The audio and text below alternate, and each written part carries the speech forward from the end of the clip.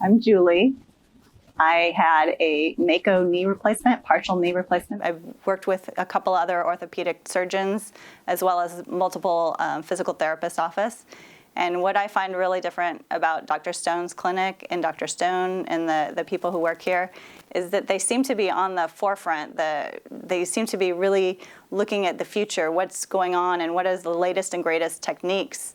And I really appreciated that. And I also really appreciated the non-surgical approach that he took. You know, he would rather have you do anything else before doing surgery. And I really appreciate that because some of the other orthopedists I've been to, their solution was always surgery right out of the box. Tomorrow will be 3 weeks. I've been walking, I've been driving, and it's my right knee. And it's just, I've been so lucky and I feel so fortunate and I'm hopeful. The pain that I felt before is completely gone. What I do feel now is a soreness, so it's been kind of this aches and pains, a soreness, a few zingers from the muscles turning back on, but completely tolerable, and it's going to change my life.